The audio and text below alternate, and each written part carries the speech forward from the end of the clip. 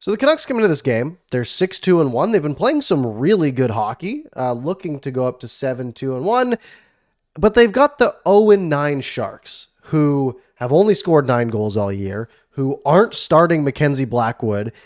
And it feels like, as Canucks fans, and as we've come to expect, this will be the game that somehow they lose, right? Like, all the wheels will come off. They'll take this opponent too lightly, and they'll find a way to lose it. And it just felt like a trap game, right? Felt like a trap game all day long. I did not expect the Canucks to put up a 10 spot. Rick Tocchet has this team committed and has this team not stooping down to other teams' levels. We saw it against St. Louis. We saw it the other night against the Predators. The Canucks have looked really, really good lately. And we saw it that when they earned that point against the Rangers on the second of a back-to-back. The Canucks have been playing really good hockey. So for them to come out, go to San Jose, a late game where it just feels like, man, like it's probably going to be like a 2-1 game, could go either way. And the Canucks just absolutely took it to the San Jose Sharks tonight. They just said, you know what? No, we are a better team. We're a way better team than you. And we are going to make your fans depressed and leave your building halfway through the second period. Did you see the picture on Twitter of the one kid? I think they showed it on the broadcast. The kid with his sign that says, "My first Sharks game." That is how you destroy someone's soul, which sucks. But on the other hand, for us who have had our souls destroyed for, again, my whole life, but for some people, 53 years at this point, maybe it's nice to do a little bit of the destroying of souls from your end. So let's break down this game. This is what's actually going to be tough. The Canucks scored so many goals, I don't think I remember all of them. We'll go through them, and I have notes on each one, but let's see if I'm able to actually... Normally, I can visualize what happened in my mind and expand on it. We'll see if I can even do that tonight, because 10 goals is tough to keep track of. The Canucks get an early power play. Friedman gets a high stick in the face. The refs don't even see it, so they do the classic, hey, we can call 4, and if it's double-minded, we can review it, and then we can take it away. And they review it, and yeah, a toe with a stick of, I think it was Sturm, goes right here on Mark Friedman, cuts him real good. So it's a 4-minute power play for the Canucks, and they say, all right, let's put the game away. You know, we're 2.5 minutes in. Why doesn't Brock Boeser just rip an Alex Ovechkin-esque 1T? Just, pass from Pettersson. He's on the top of the left faceoff circle, exactly where Ovi likes to shoot from, and he just blasts it. I think it was like 89 miles an hour. Pretty good shot from Brock Boeser.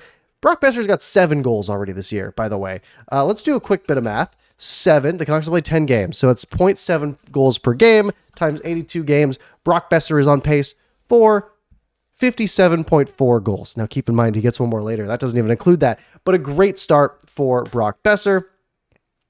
It's a 4-minute power play, so the Canucks still have a power play for another 2 minutes. And during that power play, it's JT Miller. But JT Miller wasn't the key to this goal. The key to this goal was Brock Boeser, who just scored that first one. Brock Boeser makes the play. I don't know if you can think back. I think it was 2019. Canucks against Colorado. Again, that ended up being 6-5 in OT, where Pettersson hit that nasty bank pass to Brock Boeser. Basically from their own side of center, fire it at the board so it kicks out basically right in front of the net. And if your guy's ahead on the icing, it's basically a breakaway.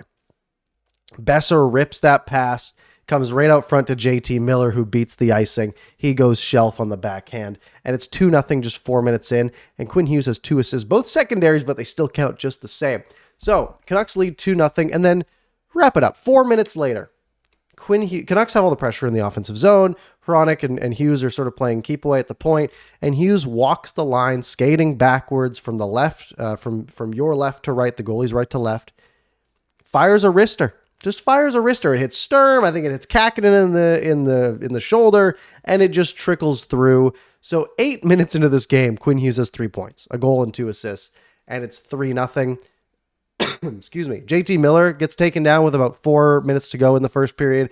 Canucks back on the power play, and they just score again. JT Miller plays it down low to Kuzmenko. The pass across sort of pops up in the air. He tried to do a little pass across to Boeser. It popped up off the stick of a defenseman. Brock Boeser bunts it in. Little bat play. Very nice goal to make it 4-0. Hughes almost made it 5-0 at the end of this period. Deflected off a D-man. Kakinen just was able to squeeze it. So we go to the first, or after the first period, Canucks are up 4-0. Shots are 15-6. This game is over. It's over. But I'm going to keep watching. Hey, we haven't seen this team blow a team out, I guess, the first game of the year against Edmonton. But we haven't seen a team put up 10. And I was hoping for 10, especially after that 4-goal first period. And the Canucks delivered. A minute in to the first period, Elias Pettersson is insane. Kuzmenko does the aerial pass. And I really like the aerial pass from just inside your own blue line, and you sort of lob it to the far blue line, because it's really tough for the D-man to handle. And you can just sort of skate at them, and maybe it bounces through. Maybe you're able to tip it past them. But he aerial lobs it to Elias Pettersson. And Pettersson is skating backwards. The blue line's right behind him. He will be offside if this play does not work perfectly. And he literally reaches out with his stick as he's skating backwards and pulls it, catches it out of the air, pulls it over to him, and comes in onside, plays to Soucy. Soucy finds backdoor Ilya Mikheyev to make it 5-0. It's showing off at this point. 5-0, 21 minutes into the game. They're on pace for 14, 15 goals in this one. Very nice goal. Nice for Mikheyev to get back on the score sheet. Sam Lafferty rips one off the crossbar right after that. And then about 9 minutes into the period, Elias Pettersson continues. Makes a really nice zone entry pass to Andrei Kuzmenko. He comes in on a 2-on-1 and just takes the shot, beats Kakkonen Glove's side to make it 6-0. He then knees the goaltender right in the side of the head, which sucks. He obviously didn't mean to do it because he immediately stopped celebrating. 1, because it's 6-0. 2, to go check on the goalie. He goes and checks and is like, hey, are you okay? Very sorry. And then as Kakkonen skated to the bench after he got pulled, Kuzmenko came off the bench, gave him a pad tap. I really like that from Kuzmenko. It sucks that he caught him up high, but clearly not intentional, and I like that from Kuzmenko. So 6 goals on 19 shots for Kakkonen, a .684 save percentage. A tough night. We had a little scrap, Kunin and PDG. Canucks get a power play from this because Kunin interfered with PDG behind the net. Canucks go to the power play. They don't get anything, but right after the power play, Sam Lafferty, zone entry, skates into the zone, just says, hey, I'm going to rip around the net, throw a wraparound around. And he does, and he banks it off of Ferraro, and it's 7-0 for the Canucks. Lafferty's got 3 on the year, which is fantastic.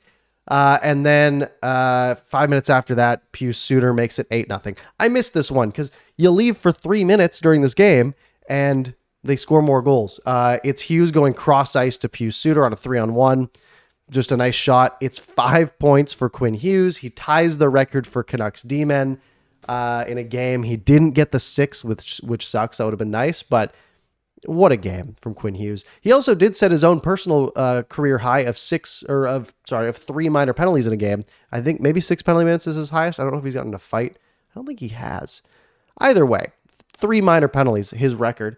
And I want to give a shout out to Pius Suter on this goal too, because he started this play by checking his D-man. He just knocked his D-man off the puck, knocked him over, and they went on a 3-on-1 with that D-man left in the dust. Great play. We go to the third. It's 8-0, by the way. This doesn't matter at this point. Canucks get another power play. They score again. Carson Soucy to Anthony Beauvillier, 1T. It sneaks through. It's his first of the year. Still getting over this sickness, by the way. So Soucy finds Beauvillier, 1-timer, sneaks it through. It's 9-0 for the Canucks. And then Garland does some good work behind the net after his shot went over top, goes behind, comes out front, feeds Beauvillier, who rifles home his second of the game, second of the season to make it 10-0. Look, Beauvillier has been a lot less than advertised so far this year. But for him to go out and did he get any assists? No, but a 2-goal night, it's nice. I mean, sure, it didn't matter in the grand scheme of things. He got the 9th and 10th goal. But it's nice that he gets on the score sheet. So he's up to 5 points on the year, which we expect more, but if he can, keep this going, maybe he'll be okay. Mark Friedman took a puck to the visor. They thought it was the mouth on the broadcast, but if you watch the replay and sort of slow-mo, it hits some sort of right here on the visor. This was scary because Mark Friedman has been very good for the Canucks, especially with Noah Juleson being sort of the next man up. And to see Mark Friedman get up and immediately huck his gloves at the boards as he skates off the ice, you're thinking, oh, something's broken. Instant thought, right? Like he broke his cheekbone or he broke his orbital bone. Like it went off the visor, it bent in, and it broke something. He's back like 3 minutes later. All right. So Mark Freeman seems to be fine. The Canucks can't afford to lose him, right? I mean, they're going to have injury issues this year with defensemen at some point. You don't want it starting now because the Canucks are 7-2-1, folks. Hughes gets called for interference with 5.5 minutes to go. Demko robs Declare on a cross-crease play, but the Sharks do score. There was goalie interference here. There was. Rick Tocchet definitely was like he got the video coach saying, like, yeah, you can challenge that. And Tocchet takes the high road, and he says, no, it's 10-1. I'm not going to be the guy to challenge for goalie interference in a 10-1 game. Part of me is thinking, hey, that's your goalie. He's earned a shutout tonight. Another part of me is thinking, man, that would be a bad look if you challenge that goal. So he takes the high road, the sportsmanlike road, does not challenge it. Demko still goes 30 for 31 on the night for a .968 save percentage. He had a .935 coming into this game, by the way, so that's going to go up to like a .940, .945. Thatcher Demko has been, probably .940. Demko has been so unreal. The goaltending for the Canucks, with him putting up a .935, with Casey DeSmith putting up, I think he's in like the .910 range. What does he have? Casey DeSmith has maybe more than that? .914, so in the .910s. I mean, what a tandem, right? They've sort of equally, like Demko's only played, how many games Demko started? He's played in 6 games. How many has he started? He's started 6. So DeSmith has started 4. So there, or no, 7 now and 3. 7 and 3. Either way, a nice little split going. Fantastic goaltending. So let's go to the pluses and minuses because this game was an absolute wash, absolute blowout. First off, let's talk about what this means for the Canucks because some more stuff happened around the NHL. Let's start with a little across the score or what the out of town scoreboard. Let's start with that. Let's go through the list here. Kings beat the Senators 3-2. Not ideal, right? You want the Kings to be losing, especially because, you know, you're trying to compete for the top of the Pacific. The Kings go to 6-2-2. They're 1 point back of the Canucks for second in the Pacific. However, you have, if we're just wanting the Canucks to make the playoffs, which for me, that's all I care about. Look, if the Canucks are the 7 seed or the 2 seed, obviously the 2 seed's better. I just want them to play. I want them to be in the playoffs. So you have the Minnesota Wild losing to the Devils, which is good. They're falling behind in the Central Division. You have the big one is the Edmonton Oilers losing 4-3 to the Dallas Stars. The Stars are going to run away with the Central, them in Colorado. Goodbye, right? What you're really looking for is teams in the Pacific to do bad. The Oilers are 2-6-1, and the Flames are now 2-7-1. I think they lost last night to the Stars. So the Stars come into Alberta, and they beat the Flames, and they beat the Oilers on back-to-back nights. The Canucks get them on Saturday. If the Canucks find a way to beat the Stars on Saturday, that will be such a good look for them. It's a game the Canucks probably will lose. Let's be honest. But if they find a way to win that after they just beat Calgary and Edmonton, that would be fantastic. Pluses for this game, though. Quinn Hughes, my word, 5 points, 6 penalty minutes, all over the place, scores a goal. Just fantastic. I mean, he has just been so good.